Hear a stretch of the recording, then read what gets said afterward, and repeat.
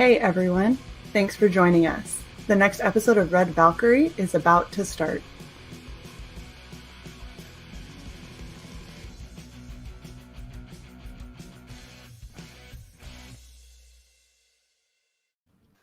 Hey everybody, we are back for another episode of Red Valkyrie. I am your host, Shae Zombie, and I'm here with the super awesome, oh my gosh, I did it the right way. I'm so confused by myself. Johnny Segura.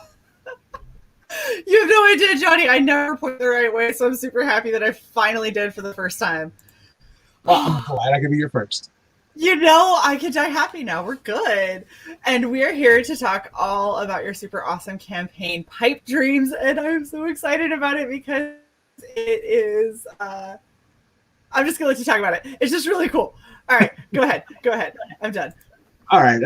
Pipe Dreams is a super violent retelling of one of the oldest stories in the book. You know, princess gets kidnapped by an evil dragon king, and a pair of brothers has to go and rescue him. Absolutely. It just so happens that these I can English sometimes. I swear.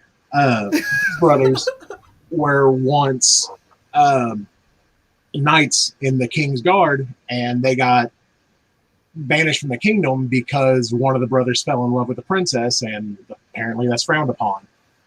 Oh, so, that's lame.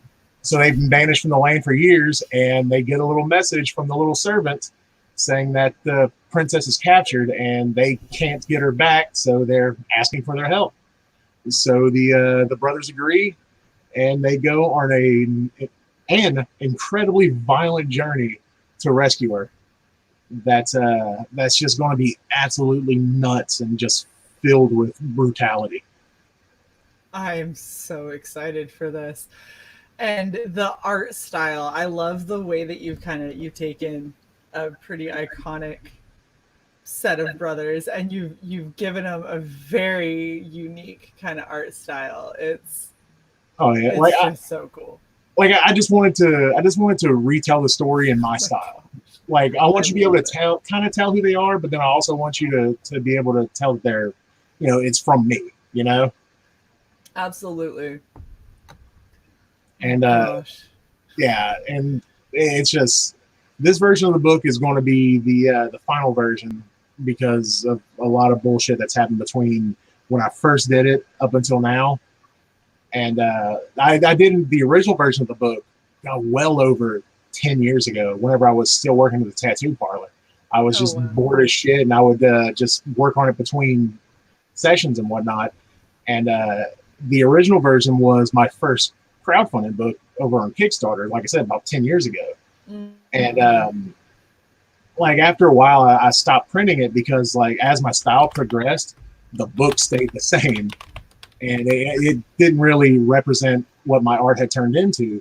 And I kept getting so many requests to either re-release or redo the book that, you know, I figured I'd oblige. And yeah, it's going to be great because I'm glad I kind of waited this long because I feel like my art is leaps and bounds from where it was when I did the original version. And I mean, as you hear, I'm talking about the original version a lot. In the trade paperback that I'm offering on the Indiegogo, it's also going to have that original version of the story in the back. Oh, that's so not only do you get like this new version, which is going to be 90 plus pages, you also get the 50 something page original story. So it's going to be a huge book. That is super amazing. Oh my gosh. And I just love the art and the color and how like vibrant everything is. Like I stared at this for so long. It was like, so this is a blade and these are slices and these are cuts and he's pouring blood. And I was like, good shit. Yeah, his fight with the Lizard King gets pretty gnarly. Yeah, I would say so. This makes me want to open the book, and I really love that this is your cover because it's just so brutal, and like the way that you did this back, that is almost like a movie poster. Yeah, I'm honestly I'm a fan of simplicity. Like yeah.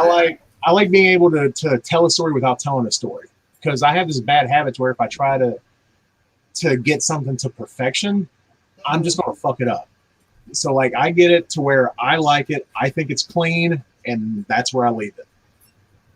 Oh man, I love it. I think it's really cool. So this is coming with the main one. Is the Ashcan the original story, or is that separate? I know the Ashcan is going to be artwork from all the stages of the book, like just sketches, and like at one point I tried to redo it, but like do it all traditional. So I want to have those pages in there, and you know, it's going to be like a bunch of the promo work that I did for it, and just various sketches and stuff along the way. So this is kind of a making of or behind the scenes, is what that. Yeah, pretty much. Very cool, very very cool. And just in case people aren't paying attention, if you do back at the Ashcan, you're going to get a unique sketch, which is pretty fucking amazing. I don't play around. I like the people who back my books to feel like that they're getting their money's worth. Well, so I don't feel like you could feel like you're getting ripped off if you're getting an Ashcan with original art on the front that is unique to you, because I'm sure even if you drew the exact same thing, it is never coming out the same way every time. That's just not a possibility. Yeah, and I'm weird. Like I don't like to put nothing out that I don't think is kick ass. So that is awesome. Every one of those Ashcans are going to be fucking gnarly. Oh, dude. I'm going to work extra just so I can back this. This is so cool. I love it. And I love your take on all the different characters and everything. That's why I figure out what I was going to do for a cosplay for you. Because I was like, well, I'm not going to do this. Because I'm just not. I'm sure there's plenty of people who'd be like, go on, do it, it'd be fine. Be like, okay, first off, I'm not going shirtless. Secondly, that's a lot of blood. Like, that's a lot of blood, and that's a lot of hair. And I don't think either of those are in my best interest. But then I start going through these pages, you see all of these different kinds of ways that you've done it. And I was like, screw it, I'm going to do my own version of a princess that got her ass kicked. Because, you know, like, exactly. I mean, come on. That's how it should be. Come on. It's not too bad. Like, that's the way everything should be. Everything, like, you should try to make people see things through your eyes, how you want things to be seen. Like, and that's the beauty about this book. You know, it's all how I foresee something that has been a huge part of my life as far back as I can remember. Oh, yeah, absolutely. I didn't even consider myself like a gamer when I was very first introduced to, you know, like Mario, and I tried Sonic. I suck at Sonic, or at least I used to. It was too fast for me, but being able to go through and do stories and kind of like the little platforming, small levels and all that kind of stuff, I loved that. I lived for that. I used to go when I would babysit my nieces and nephews. I'd go to babysit and I'd kick them off of their own computer games and everything. I was like, this is mine now, and I'm going to play your Nintendo, and you're going to sit here and enjoy the fact that I suck at it because I don't have one. Oh shit. One of my earliest childhood memories was waking up in the middle of the night and like doing this thing that you used to be able to do with like the big box TVs, to where you would like put a blanket underneath the VCR that was on top, to where your parents wouldn't see the light from the TV in the middle of the night. And I would just lay under this blanket and play, I think it was like Turtles 2, the NES version, like the super shitty version of it. And I would just play it until, you know, I got kicked out the living room. I used to always do that with the Atari. So like we had, basically my mom bought game systems for my older brother and sister, and they're significantly older than me. Like the youngest one I think is 12 years older than me. Damn. So oh yeah, no, my sister's 19 years older than me. So she bought stuff for them, and then when I came along, she was like, you can have this. So like all of my friends are over here with the PlayStation 1, and I have an Atari, and I'm talking about like playing Joust and Bubbles, and everyone else is like talking about Final Fantasy. I was like, I don't know what you mean, but you know, Joust is the shit. I sit on a dude's head who's riding like an ostrich, and it poops out an egg. And they're like, what? And I was like, it's amazing. And then if you pick up the egg, then they don't hatch from it, and they can't get back on their ostrich. And they're just like, I don't know what you just said. And he's like, there's also a flame hand that pulls you into lava. Like, that was all that I had as a kid. Yeah, whenever I was doing this book originally, when I was working at a tattoo shop, my boss Jariq, he thought that this shit was funny, and he was like, I'm going to do a game, and Joust was a game he wanted to draw, Oh but my gosh! but he never got around to it. Like he had a bunch of fucking awesome sketches of it, just like, oh, it would have been great, but he never. I need somebody out there to do some like Joust fan art because the graphics were so garbage. You could literally draw whatever the fuck you want. They would probably be very reminiscent. Oh man. Okay. All right. Sorry. I've been sitting on these prints because they're just freaking beautiful. But let's go through your tiers real quick, and so people kind of get to know. So you have $1,000 flexible goal. So is this is getting made whether or not you hit that $1,000 goal, correct? Oh yeah, like it's something I've always known from the beginning. Like my books aren't going to get me rich. Like I don't give a shit about making money off my books because it just doesn't fucking happen. Like I just like getting my books printed up, and I like people reading my stuff. Mm-hmm. Like it doesn't, not a lot of people have, because all of my Kickstarters are very low print runs, but everybody who's backed my Kickstarters usually has pretty good reviews for my books, and that's what it's all about. Like I said, I'm not here to make a fortune. I just want to tell my stories. Well, hopefully we can help you reach a much larger audience, because this looks fucking amazing, and I'm excited for me to be able to back it and everything. But the fact that you've already got the book going, you're willing to fund it out of pocket if need be, you're almost halfway there, and you still have at least 13 days left, and we were talking about this off air, this is only your first 30 days, correct? Yep. So there's always an option, while not a guarantee. So don't sit on backing. If you're wanting to back, don't just sit there and hope that he's going to go for an extension, because he may not. But the option is still there. We still might be able to get about another 40, 43-ish days out of this to really kind of push you as far as we can, because I think this is an awesome book. Yeah, okay. I'm 50 pages into it, I believe. Oh, fantastic. So you're about half done with it and about half funded. That's about right. I'm hoping by the time the campaign's over, I should have everything said and done. That's super awesome. Okay, so let's go over your tiers. Hey, Doc Salem, happy to see you. I can't wait. He's going to be the next guest, if I can manage to paint myself up in time for your show. Hello, but I agree with him. He definitely, like, you should have no problem hitting $1,000. I think that you should be able to hit a lot higher up than just $1,000. But we're going to go over your tiers. We're going to see if we can't get you a couple of backers at least. Okay, so your featured tier. You have the novel and the ash can. Why don't you tell us a little bit about that? That's your basic, all your core stuff. You have your trade paperback, you have your ash can, and then you also get PDFs of the ash can and the trade paperback, along with digital wallpapers for your phones and computers. Oh, that is so cool. That I don't know why that makes me really excited. Right now, everything's on my phone is Harley. I could definitely use some updated wallpapers for sure. So, and that's only $50. So $50, and you were saying that there were how many pages again was going to be in the main? It's the way I do my books. Like, it's super fluid. Like, I don't have anything set in stone.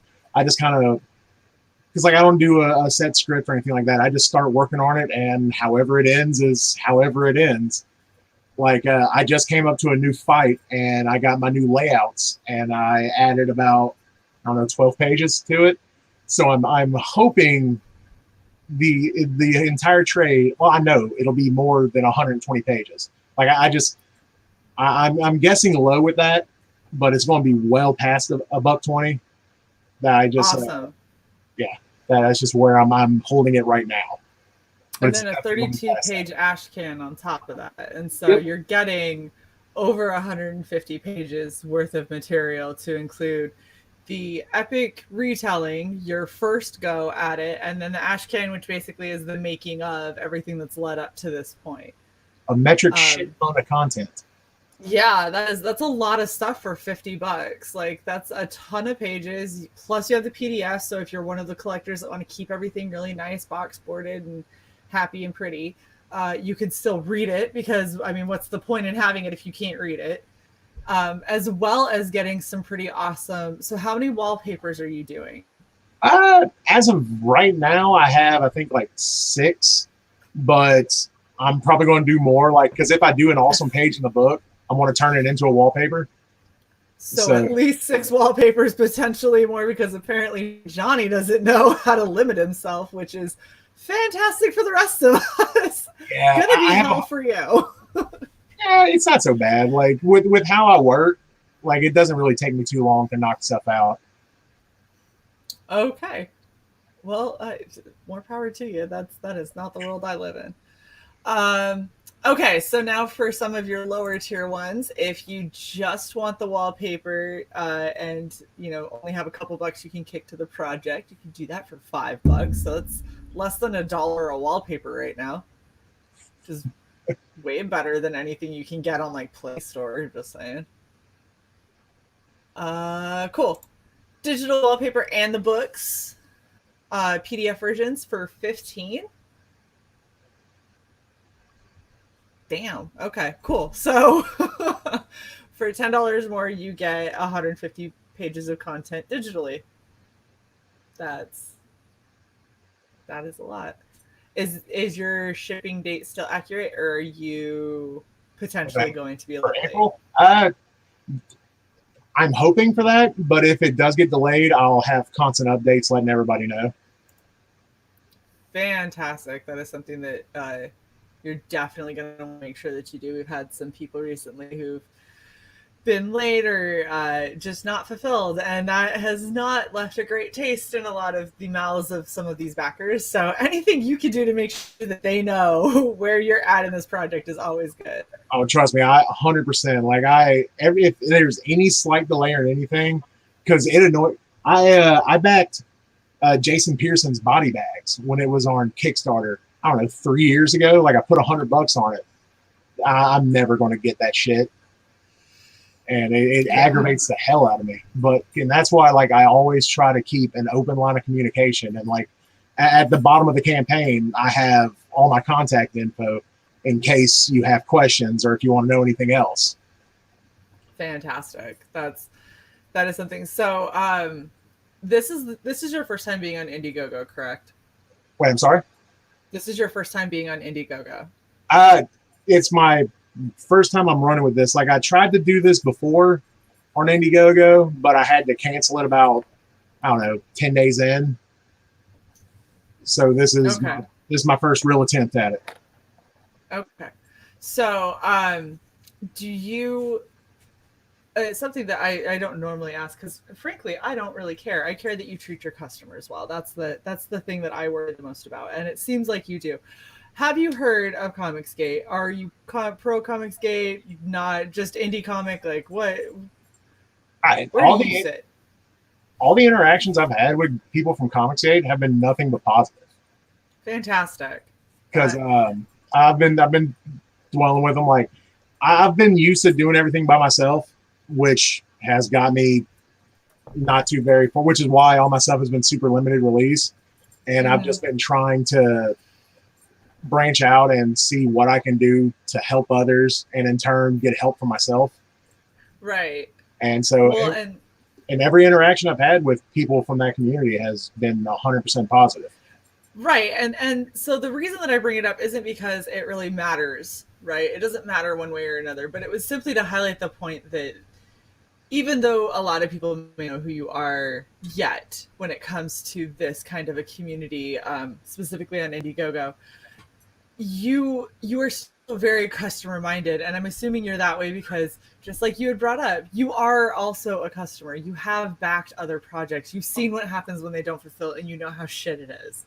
And you definitely don't want to be that person. And so while other people may not be as comfortable with you, personally, I think you seem like a really nice guy.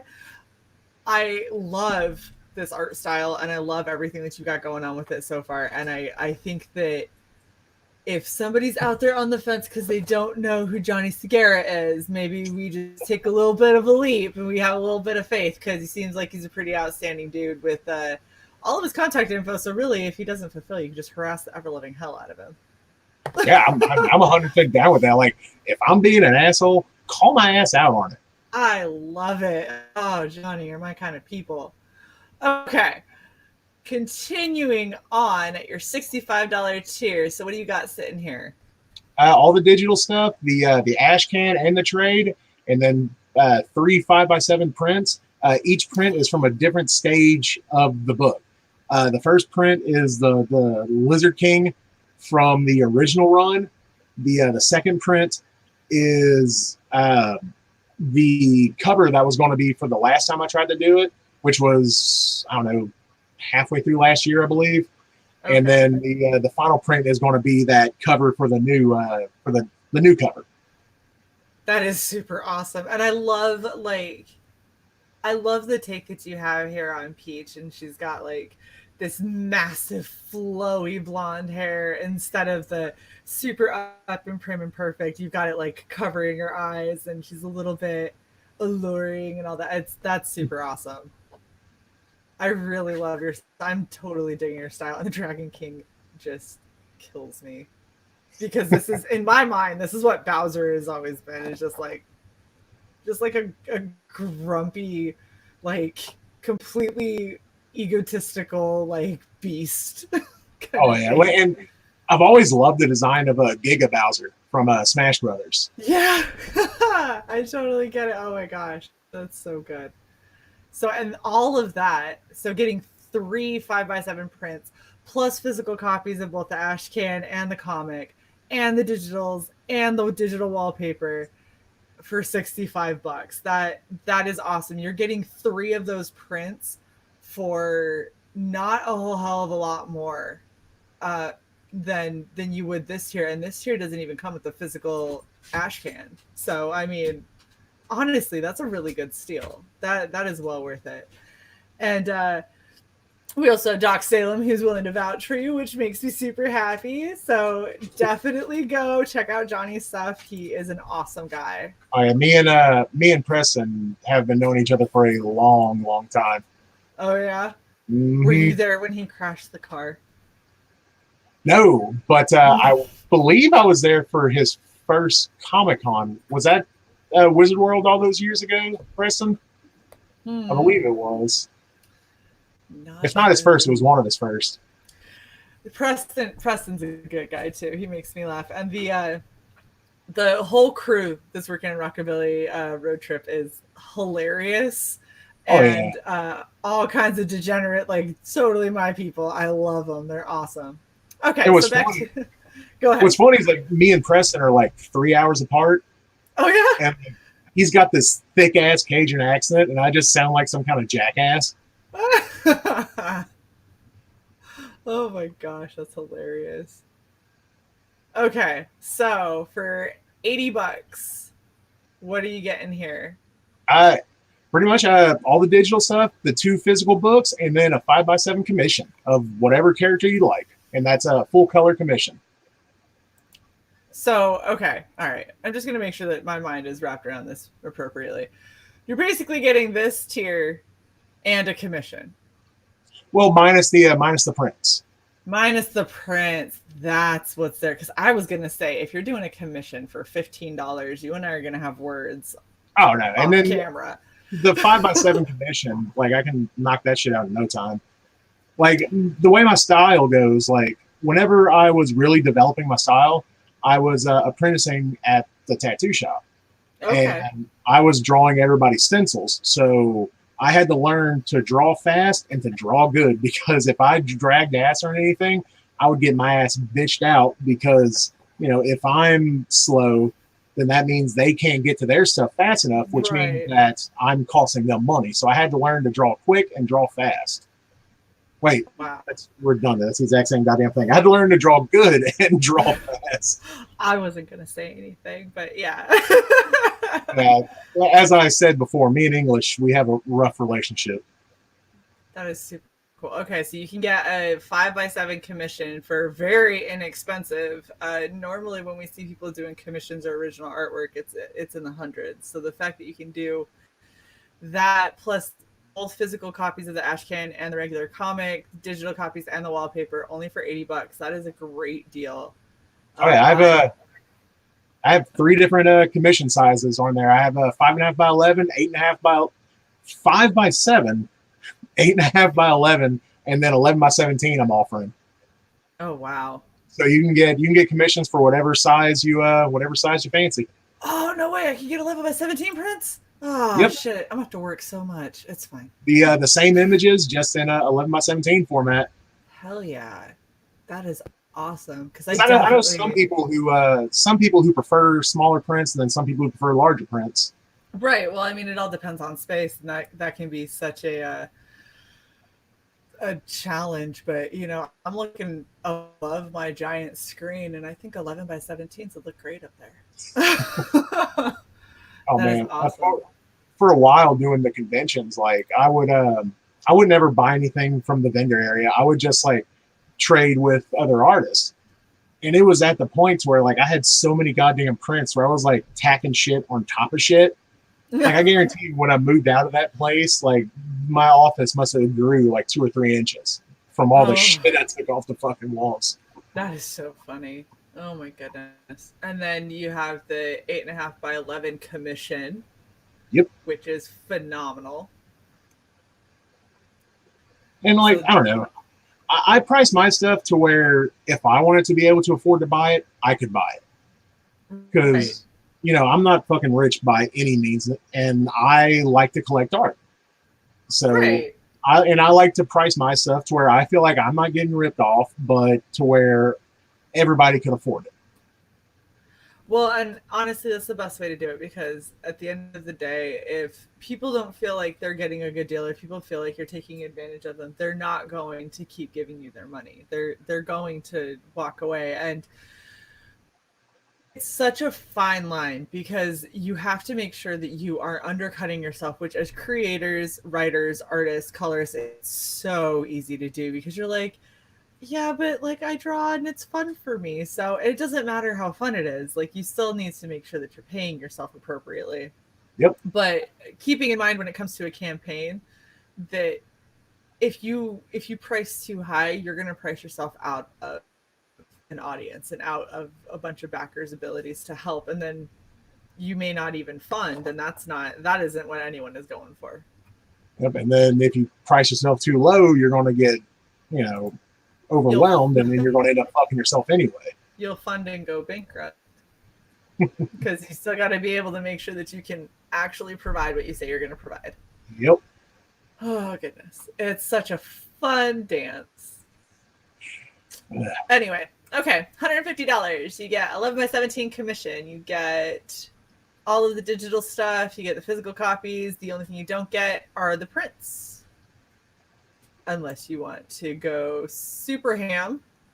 Holy cow. I'm just going to let you talk about this. This is a lot of stuff. Pretty much that's everything. Like you get all the digital stuff, all the physical stuff. That's the 5 by 7 plus 11 by 17 prints. You get a commission of each size. You get the 2 books, and then all the digital swag. Like that's jeez. That's if you want to be a badass and put that much money down, you're going to get some awesome shit in return.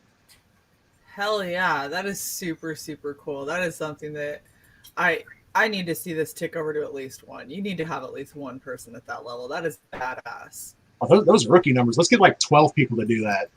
Oh yeah, no, I'm saying at a minimum I want to see at least 1. But let's get as many as we absolutely can for damn sure. Okay, so since this is kind of you reaching a little bit of a new audience minus Preston, because you know Preston just knows all of the cool people. Preston just has a crush on me. Let's call it what it is. Aww, it's okay. That's fine. Bromances are totally understood. So why don't you tell us a little bit about yourself? You kind of alluded to some stuff, like you initially started this, you had a first book, you talk a lot about working at a tattoo shop. Like, let's just get into it. Like, what exactly is kind of your story as far?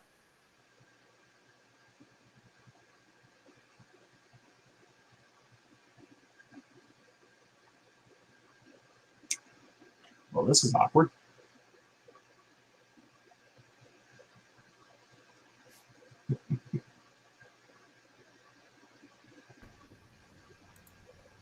So sorry. Oh, Love. Ain't no big. Hey, we called this in the pregame. Every time, every time. Okay, I think we're good. Maybe not. I don't know. You know what? How about you just start talking and we see what happens? Hey, you get me started, I won't shut up. I have a really bad problem with that. Oh, I'll shut you up. Don't worry. Worst case scenario, I'll mute your mic and kick you off stream. Well, this I mean like that. Well, shit. All right. Let's see. I was going to college for commercial art at the time when I was 17, 18, I think. I don't know. My grasp of time is fucking horrible. Okay.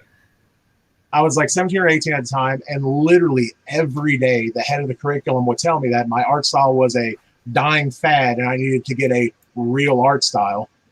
So after hearing that shit for a while, my brother, who was the guinea pig for this artist named Drake at one of the best tattoo shops in town, he informed me that their shop bitch had got fired. And he was like, oh, you should go apply for it, blah, blah. And I'm like, all right, fuck it.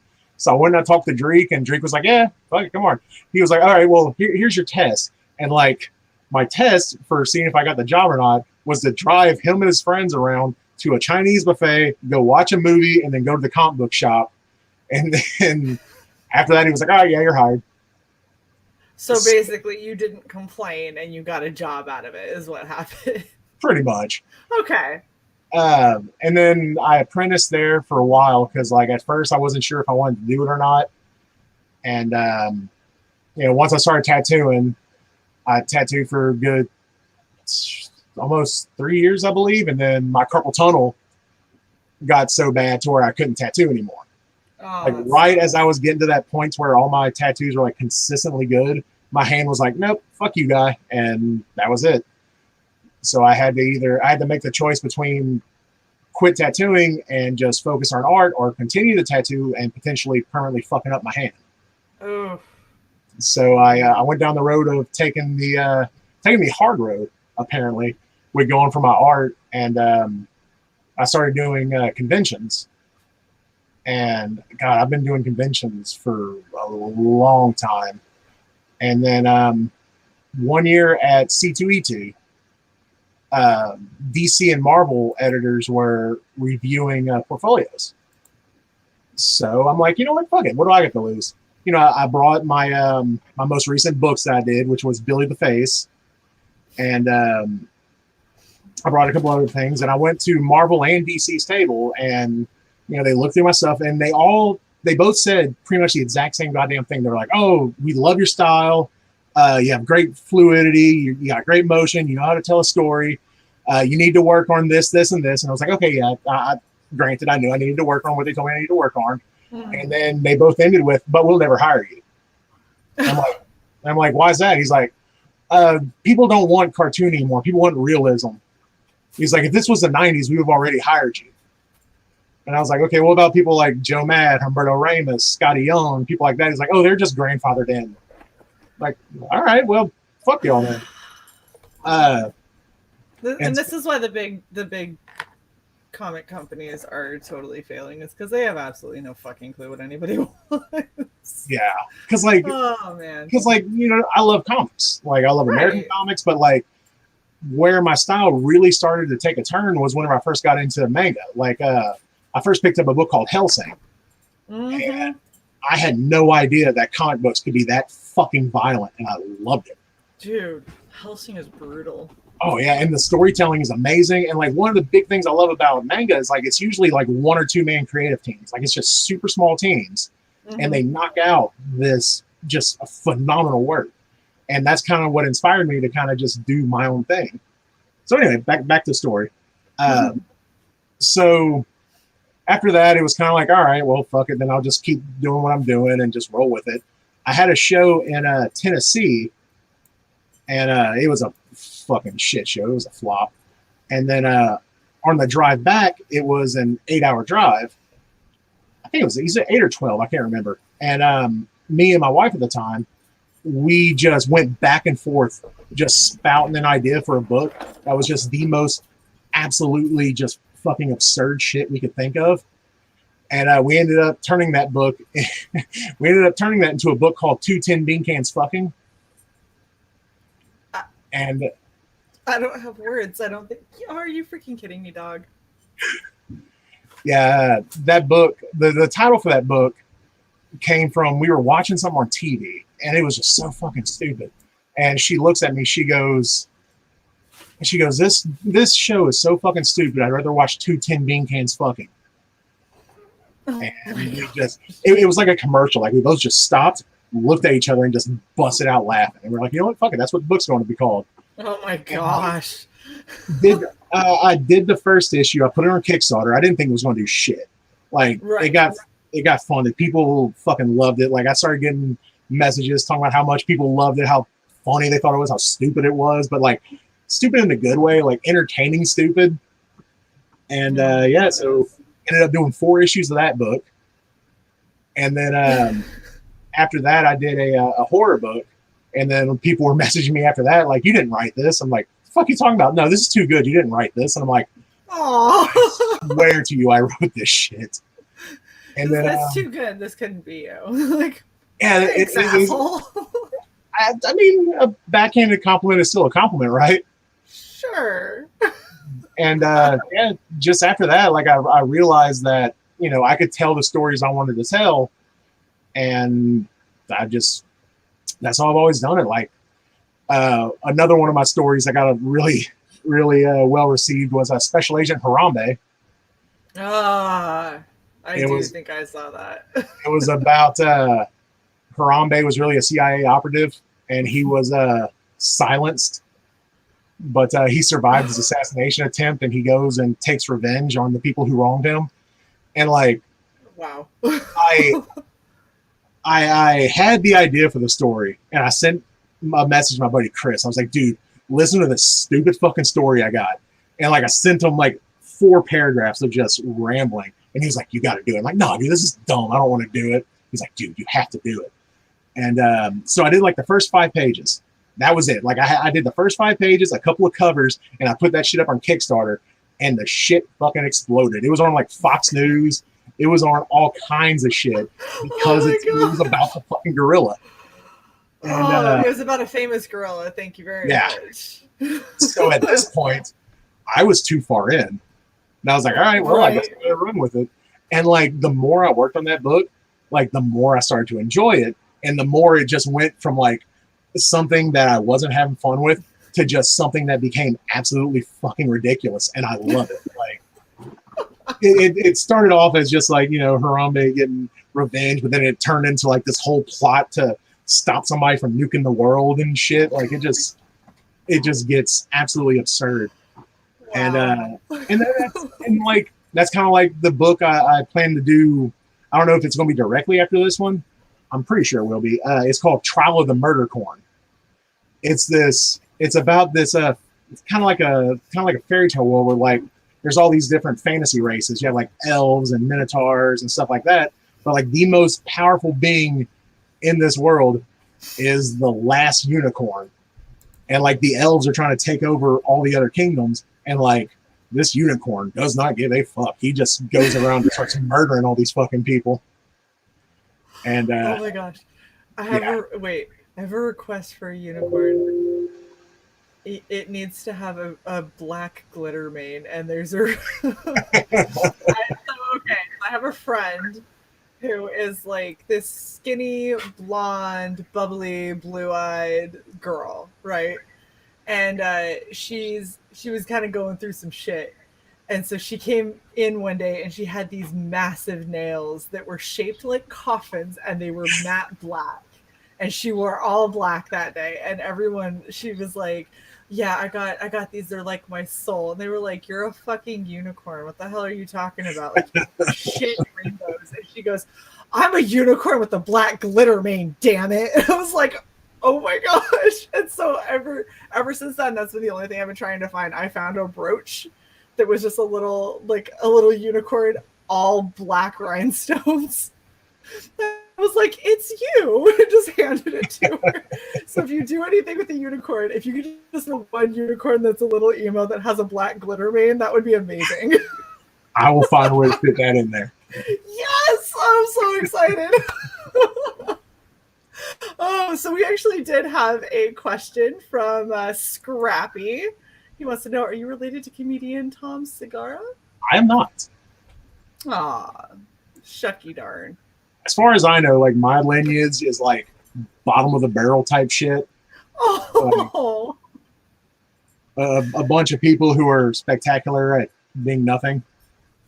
Oh, please. Obviously, you are very talented at ridiculous comic book ideas, because you seem to have plenty of them, and they are not doing terribly, but we're going to see if we can't get them a little bit higher, for sure. Speaking of ridiculous, one of the other stories that I want to do, it's a book called The Fencer. It's about this bodyguard who, she's a fencer, but her outfit had it to where her chest was exposed. And I posted the character design, and people started giving me shit. It's like, oh, that's so sexist, blah, blah, blah. You wouldn't do that for a man. And I'm like, you want to fucking try me? So the villain in the book is going to be another fencer, and his outfit is going to be to where his dick's hanging out the entire time. So it's just going to be a, chick with her boobs hanging out and a dude with his cock hanging out, and they're just going to be sword fighting the entire book. Oh my gosh, I don't even have words for you. So obviously, if you want something that's going to go completely off the rails and be absolutely insane, follow Johnny on Twitter. Make sure that you back all of his campaigns, because they're all just going to be ridiculous shit shows, which is super exciting. And coming from the best shit show on YouTube, we are more than happy to hear that. Okay, so I do know some of our kind of more standard questions, and the people that normally ask them, unfortunately, are not here. So I will ask in their stead. We normally have Skits in, and one of the things that he likes to ask is, what do you feel has been the one thing that you would do over? I'm sorry, my dog sleeping next to me just farted and it fucking reeks.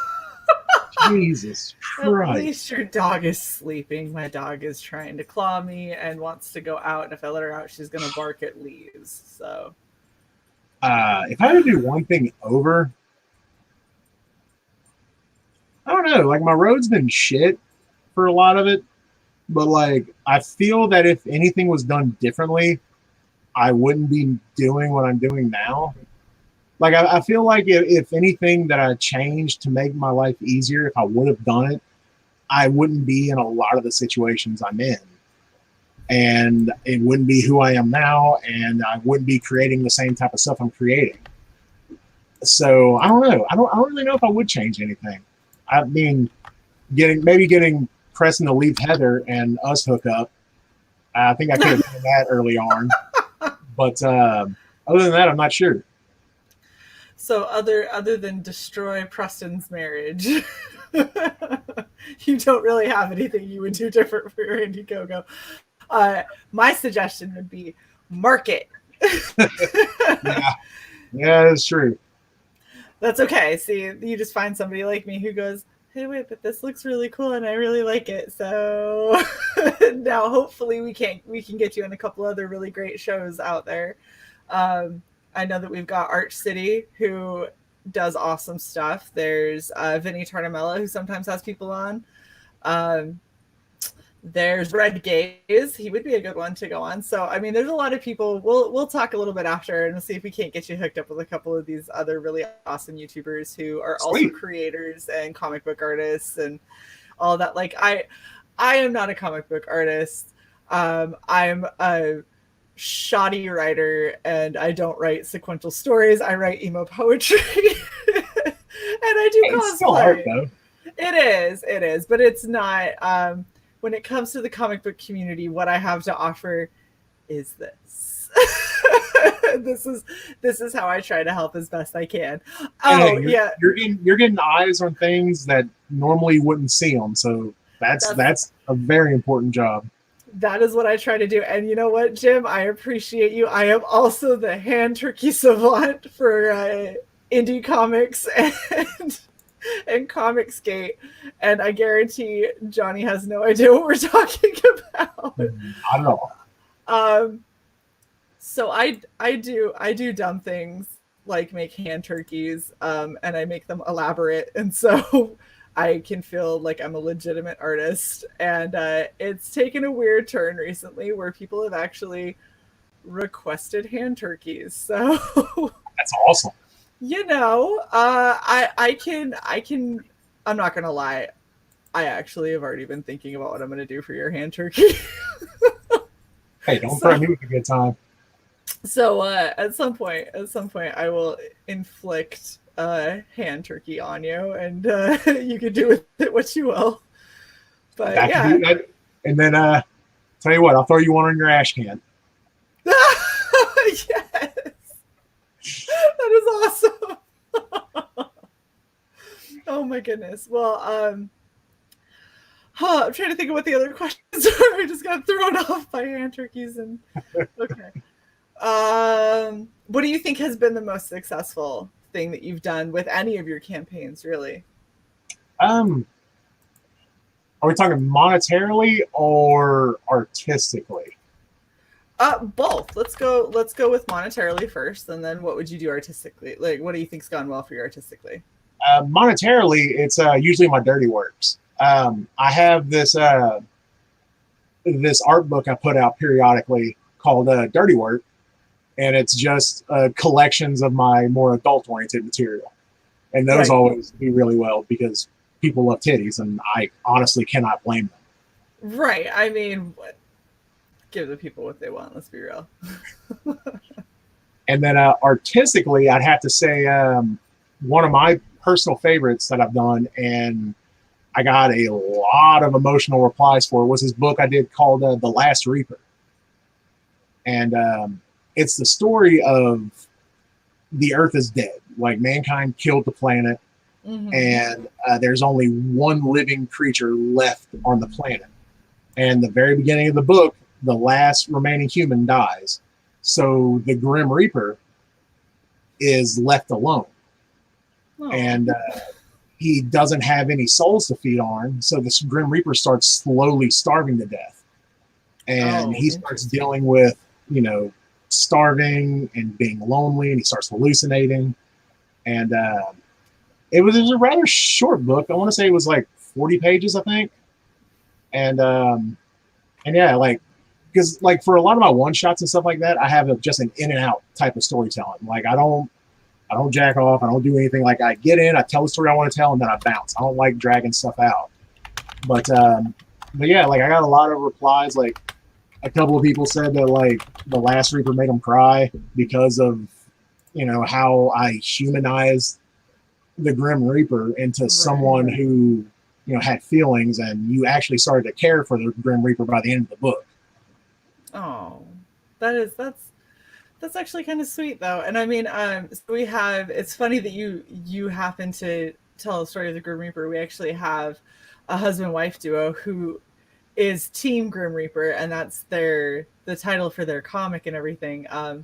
It would be interesting. I kind of want to get people that seem to have similar ideas, but drastically different stories, together, and see your Grim Reaper next to their Grim Reaper and kind of how that looks and what the worlds are like. Just with Oddity's doing that team up cover with Cyberfrog, and so you have Swain's version of their frog character, and then you have Ethan Van Sciver's frog character, both on the same cover, and it's so cool to see things like that. And I would like to see a lot more artists that have kind of similar paths collaborate more, whether it's a pinup or an alternate cover or whatever. I think that would be really, really interesting to see. Yeah, I know that Preston has actually been trying to get crossovers with his books. And I think it's a fucking great idea to do crossovers with indie books. Because, you know, like not only is it cross promotion, but like it's just fucking cool. You know, it builds a community that way. Right. Well, and the fact is everybody's here busting their butts the same way. You know, you've got day jobs. You got people that like Narwhal who are able to actually quit their day jobs because they're doing so well, and that's so great to hear, and that's inspiring. And you have, you know, other people that have 3 or 4 different jobs that they're doing just to try and make ends meet, and they're staying up late and sacrificing sleep and sacrificing time with family and whatever so they can bring their stories to people. And just that level of commitment and seeing, like, taking those people and putting them together and saying like, hey, let's do this team up thing and cross promote one another. I think that would be really, really cool to see a lot more of, for sure. Yeah, and I'm always down for stuff like that. If like this dude, whenever I first started trying to get on with oh damn, what's his name? The dude on Twitter who promotes people. You mentioned his name earlier. I completely forgot him. Yeah. Like right after he shared Pipe Dreams for the first time, this dude who's doing a book called Johnny's Law messaged me and he was like, look, dude, I really love your work. You know, would you like to do a cover? And I was like, yeah, man. He's like, well, how much is it going to cost? I'm like, look, dude, you know, I'll just throw the cover for you, man. Just, you know, just mention my name whenever it's done and, you know, we'll cross promote. You know, that's all I'm asking for. No, that's great. And it's not always easy to do, and it's not always practical to do, but when it is and when it makes sense, I really think that that's something that we should do a lot more as a community, for sure. Yeah. That's so cool. And, you know, that's actually one of the things that they say is one of the best ways for you to promote your book or to promote your projects is do fan art for other projects. Because when people are more comfortable with your name and people see you more, they get a lot more excited and want to back you. And so, you know, give people that chance and that opportunity. Well, I do not think that we have a whole lot of other questions coming up, but I am super, super happy that we were able to get you on, Johnny. And I love this project. I mean, I'm going to share screen one more time because look at this. Like, it's just so, it's so pretty, and it shouldn't be because he's like bleeding out all over the place, but it's just so good. It's that wholesome violence. It's wholesome violence.